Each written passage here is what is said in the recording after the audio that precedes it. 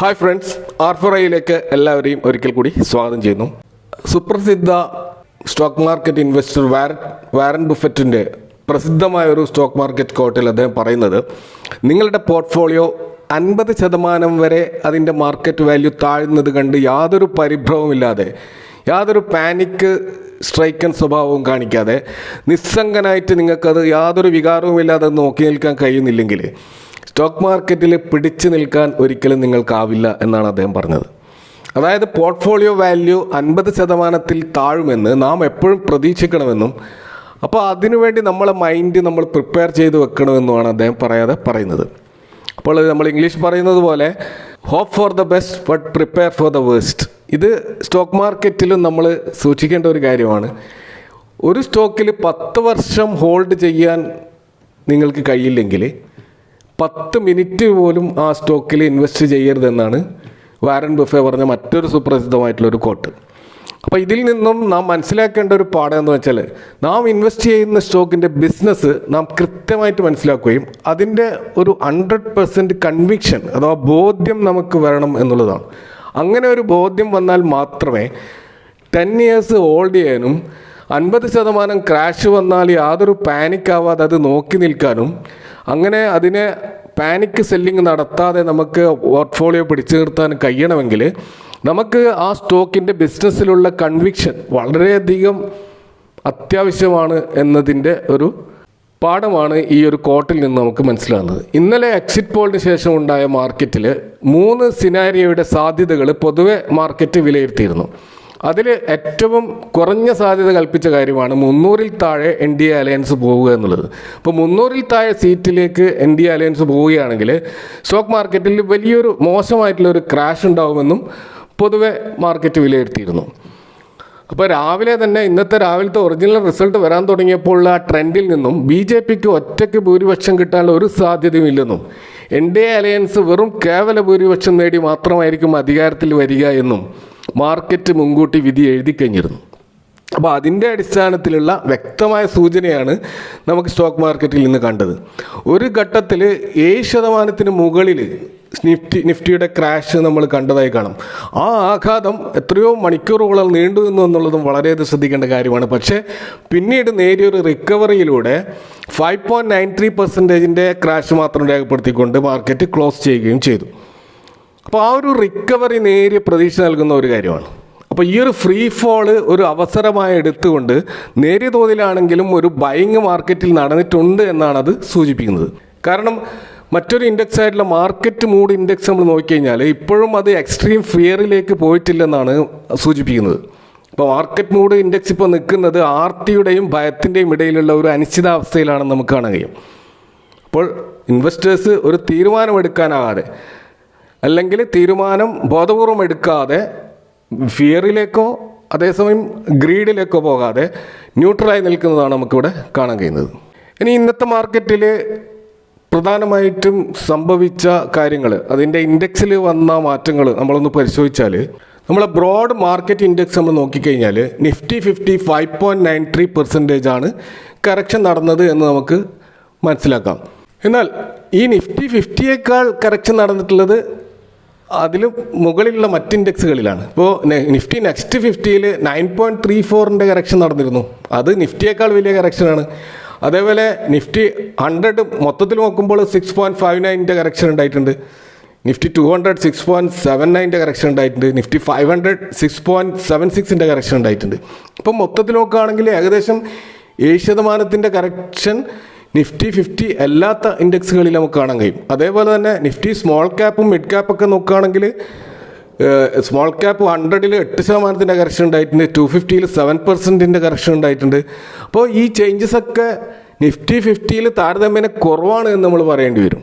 അപ്പോൾ അതിൽ നിന്ന് നമ്മൾ മനസ്സിലാക്കുന്ന ഒരു കാര്യം എന്ന് വെച്ചാൽ നിഫ്റ്റി 50 കമ്പനികളാണ് ഈ മാർക്കറ്റിൽ വലിയ കറക്ഷൻ ഇല്ലാതെ പിടിച്ചു നിന്നത് എന്ന് നമ്മൾ മനസ്സിലാക്കുക. അതിൻ്റെ ഒരു കാരണം ആ ഇടയിലുണ്ടായിട്ടുള്ള റിക്കവറി കാരണമാണ്.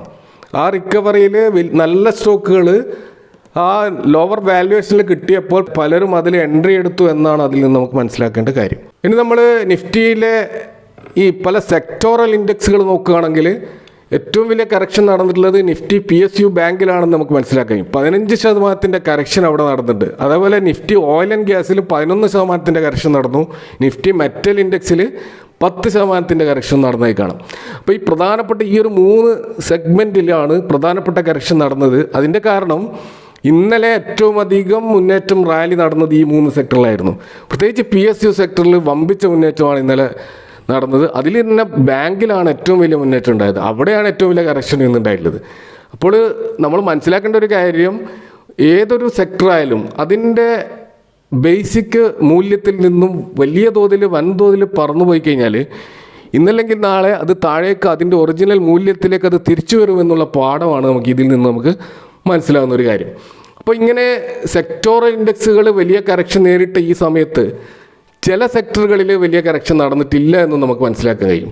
പ്രത്യേകിച്ച് ഇന്നലെ വലിയ മൂവൊന്നും, പ്രത്യേകിച്ച് എക്സിറ്റ് പോൾ റിസൾട്ട് കാരണം വലിയ മൂവൊന്നും നടക്കാതിരുന്ന IT സെഗ്മെൻറ്റ്, അതേപോലെ ഫാർമ സെഗ്മെൻറ്റ്, അതുപോലെ കൺസ്യൂമർ ഡ്യൂറബിൾസ്, ആ മേഖലയിലൊന്നും വലിയ തോതിലുള്ള കറക്ഷൻ ഇന്നും നടന്നിട്ടില്ല. കാരണം അതിൽ പുതിയ പൊസിഷൻ ആരും എടുത്തിരുന്നില്ല. കാരണം അതിൽ വലിയ പ്രതീക്ഷകൾ ഇൻവെസ്റ്റേഴ്സിന് ഇന്നലെ ഒന്നും ഉണ്ടായിരുന്നില്ല. അപ്പോൾ അതുകൊണ്ട് തന്നെ അതിൽ വലിയ കറക്ഷൻ ഉണ്ടായില്ല. പക്ഷേ നമ്മളിവിടെ ഒരു മുന്നേറ്റം നടത്തിയ ഒരേ ഒരു സെക്ടർ ഉണ്ടായിരുന്നു. ആ സെക്ടർ നമ്മൾ കൃത്യമായിട്ടും ഒന്ന് വാച്ച് ചെയ്യേണ്ട ഒരു സെക്ടറാണ്. അത് FMCG സെക്ടറായിരുന്നു. FMCG സെക്ടറിൽ 0.95% ഒരു മുന്നേറ്റം ഉണ്ടായത്. ഏകദേശം 1% മുന്നേറ്റം ഉണ്ടായിരുന്നു മൊത്തം സെക്ടറിൽ. അപ്പോൾ അതിൻ്റെ ഒരു കാരണം എന്ന് പറയുന്നത് FMCG സ്റ്റോക്കുകളുടെ മറ്റൊരു പ്രത്യേകത, അതായത് അത് ഒരു ഡിഫെൻസീവ് സെക്ടറാണ്. ഡിഫെൻസീവ് സെക്ടർ എന്ന് പറയുമ്പോൾ നമ്മളെ പോർട്ട്ഫോളിയോയെ വലിയ തോതിൽ പ്രതിരോധിക്കാൻ സാധ്യതയുള്ള, ഇപ്പം വലിയൊരു കൊടുങ്കാറ്റ് വരുമ്പോൾ പിടിച്ചു നിൽക്കാൻ കഴിയുന്ന സ്റ്റോക്കുകളാണ് FMCG സ്റ്റോക്കുകൾ. അത് നമ്മൾ കൊറോണ ക്രാഷിൻ്റെ സമയത്ത് കണ്ടിരുന്നു. ആ സമയത്ത് ഏറ്റവും അധികം പിടിച്ചു നിന്ന സ്റ്റോക്കുകൾ FMCG. കാരണം FMCG സെഗ്മെൻറ്റ് എന്ന് പറയുന്നത് നോൺ സൈക്ലിക്കലാണ്. അത് എല്ലാ കാലത്തും ഏത് ഗവൺമെൻറ് വന്നാലും ആളുകൾക്ക് ആവശ്യമുള്ള പ്രൊഡക്റ്റാണ് FMCG പ്രൊഡക്റ്റ്. കാരണം അത് ബേസിക് നെസസിറ്റി ആയിട്ടുള്ള പ്രൊഡക്റ്റുകളാണ്. അതുകൊണ്ട് തന്നെ അതിൽ ഒരിക്കലും വലിയ തോതിലുള്ള ക്രാഷ് ഉണ്ടാവാറില്ല. അത് പ്രത്യേകിച്ച് വലിയ ക്രാഷ് ഉണ്ടാകുന്ന സമയത്ത് അവിടെ ഒരു ഷോക്ക് അബ്സർവർ പോലെ നമ്മളെ സഹായിക്കുന്ന ഒരു പോർട്ട്ഫോളിയോ സ്റ്റോക്കുകളാണ് FMCG സ്റ്റോക്കുകൾ. അതുകൊണ്ട് തന്നെ ഈ FMCG സ്റ്റോക്കുകൾ നമ്മളെപ്പോഴും നമ്മളുടെ പോർട്ട്ഫോളിയോയിൽ ഉൾപ്പെടുത്തണമെന്ന് പറയുന്നതിൻ്റെ ഒരു പ്രധാനപ്പെട്ട കാരണം ഇത് തന്നെയാണ്. ഇനി FMCG സെക്ടർ നമ്മളൊരു അതിൻ്റെ സ്റ്റോക്കുകൾ നമ്മൾ നോക്കുകയാണെങ്കിൽ ഏറ്റവും വലിയ മുന്നേറ്റം നടത്തിയത് ഡാബറാണ്. അത് 6.46% മുന്നേറ്റം നടത്തിയിരുന്നു. അതുപോലെ ഹിന്ദുസ്ഥാൻ യൂണിലിവറും ഏകദേശം 6% മുന്നേറ്റം നടത്തിയിരുന്നു. അപ്പോൾ ഹിന്ദുസ്ഥാൻ യൂണിലിവർ നമ്മുടെ നിഫ്റ്റി 50-ലെ പ്രധാന വെയിറ്റേജുള്ള ഒരു കമ്പനി ആയതുകൊണ്ട് തന്നെയാണ് ആ ഒരു റിക്കവറി നമുക്ക് ഈ നിഫ്റ്റി 50-ൽ കണ്ടത്. അപ്പോൾ അവിടെ ഈ ഹിന്ദുസ്ഥാൻ യൂണിലിവർ എന്ന് പറഞ്ഞാൽ കഴിഞ്ഞ 2 വർഷം ഇൻവെസ്റ്റേഴ്സിൻ്റെ ക്ഷമ പരീക്ഷിച്ച സ്റ്റോക്കായിരുന്നു. കാരണം നിഫ്റ്റി വലിയ തോതിൽ മുന്നേറ്റം നടത്തുന്ന സമയത്ത് ഈ സ്റ്റോക്കുകൾ അനങ്ങാതെ നിൽക്കുകയായിരുന്നു. എന്നാൽ നിഫ്റ്റി ഇപ്പോൾ വലിയ തകർച്ച നേരിട്ടപ്പോൾ ഈ സ്റ്റോക്കുകൾ അതിൻ്റെ തനി സ്വഭാവം കാണിച്ചു, അവർ തിരിച്ചു വന്നു. അപ്പോൾ ഇവിടെ വേറൊരു കാര്യം കൂടി കാണാൻ കഴിയും. കോൾഗേറ്റ് പാമലിവ് എന്ന് പറയുന്ന സ്റ്റോക്ക് ഏകദേശം 5% മുന്നേറ്റം ഉണ്ടായി. ബ്രിട്ടാനിയയിൽ ഏകദേശം 3% മുന്നേറ്റം, നെസ്ലയിൽ 3.27, മാരിക്കോയിൽ 3.18, അതുപോലെ ഗോദ്രേജ് കൺസ്യൂമർ പ്രൊഡക്റ്റിൽ 3.10, അതുപോലെ മാക്ഡൊവൽസ് ലിക്കർ കമ്പനികളിൽ വരെ മുന്നേറ്റം ഉണ്ടായി. അതുപോലെ ടാറ്റ കൺസ്യൂമർ 1.68 മുന്നേറ്റം ഉണ്ടായി. എന്നാൽ FMCG സെഗ്മെൻറ്റിൽ വലിയ തോതിൽ റാലി നടന്ന സ്റ്റോക്കുകളിൽ ആ രീതിയിലുള്ള മുന്നേറ്റം ഉണ്ടായിട്ടില്ല. പ്രത്യേകിച്ച് ITCയിൽ ഉണ്ടായിട്ടില്ല, അതേപോലെ വരുൺ ബീവറേജസിൽ ഉണ്ടായിട്ടില്ല, അതുപോലെ റാഡിക്കോ കേത്താലിൽ ഉണ്ടായിട്ടില്ല. അതുപോലെ ബൽറാംപൂർ ചീനി എന്ന് പറയുന്ന ഷുഗർ സ്റ്റോക്ക്, അത് ഈ പറയുന്ന FMCG ഇൻഡെക്സിലുള്ളത് കൊണ്ട് തന്നെ, പക്ഷേ അതിൻ്റെ മുന്നേറ്റം എന്ന് പറയുന്നത് ഇത്തനോളുമായി ബന്ധപ്പെട്ടതാണ്. അപ്പോൾ ഇത്തനോൾ സ്റ്റോക്കുകളിൽ ഉണ്ടായിട്ടുള്ള ആ ഒരു മുന്നേറ്റം കാരണം വലിയ തോതിൽ ഓവർ വാല്യൂഡായ സ്റ്റോക്കായിരുന്നു ബൽറാംപൂർ ചീനി. അതുകൊണ്ട് തന്നെ ഈ ഒരു ഘട്ടത്തിൽ ഇൻവെസ്റ്റ് ചെയ്തവരൊക്കെ വാല്യൂ ഇൻവെസ്റ്റേഴ്സാണ്. അതുകൊണ്ട് അവരൊരിക്കലും ബൽറാംപൂർ ചീനിയെ പരിഗണിച്ചിട്ടുണ്ടാവില്ല. അപ്പോൾ ഇതൊക്കെയാണ് നമുക്ക് ഇന്നത്തെ ഈ മാർക്കറ്റിൽ നിന്ന് മനസ്സിലാകുന്ന ഒരു കാര്യം. ഇതിൽ നിന്ന് കുറേ പാഠങ്ങൾ നാം പഠിച്ചിട്ടുണ്ട് എന്ന് വേണമെങ്കിൽ നമുക്ക് മനസ്സിലാക്കാം. അപ്പോൾ ഇപ്പോഴത്തെ ഒരു മാർക്കറ്റ് കണ്ടീഷനിൽ നമുക്കറിയാം, നിഫ്റ്റി വലിയ ഫ്രീ ഫോൾ ആയിട്ട് നിൽക്കുന്ന ഈ ഒരു അവസ്ഥയിൽ ഇനി ഇൻവെസ്റ്റേഴ്സ് എന്ത് തീരുമാനമെടുക്കണമെന്ന് ചോദിച്ചു കഴിഞ്ഞാൽ ഇനിയും കറക്ഷൻ ഉണ്ടാകുമോ എന്നാണ് പൊതുവെ എല്ലാവരും ചോദിക്കുന്ന ചോദ്യം.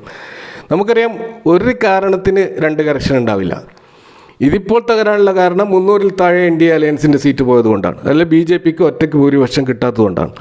അപ്പോൾ ഇനി അങ്ങനെ ഒരു സിനാരിയോ ഇല്ലാത്തതുകൊണ്ട് ഇനിയൊരു ക്രാഷിന് സാധ്യതയില്ല. പക്ഷേ ഇനി അടുത്ത ചോദ്യം വരുന്നത്, ഈ NDA അലയൻസ് ഗവൺമെൻറ് രൂപീകരിക്കുമോ ഇല്ലയോ എന്നുള്ളതാണ്. അപ്പോൾ ആ ഒരു അനിശ്ചിതത്വം അവിടെ നിലനിൽക്കുന്നുണ്ട്. അപ്പോൾ ആ ഒരു അനിശ്ചിതത്വത്തിന് ഒരു ഉത്തരം കിട്ടുന്നത് വരെ സ്റ്റോക്ക് മാർക്കറ്റിൽ വലിയ മുന്നേറ്റമോ വലിയ ക്രാഷോ ഒന്നും സംഭവിക്കാൻ സാധ്യതയില്ല. അത് സൈഡ് വേസിലേക്ക് നീങ്ങാനുള്ള സാധ്യത ഒരു 2 ആഴ്ചയെങ്കിലും മാർക്കറ്റ് വലിയ തീരുമാനമെടുക്കാതെ മുന്നോട്ട് പോകാനുള്ള സാധ്യതയാണ് കാണുന്നത്.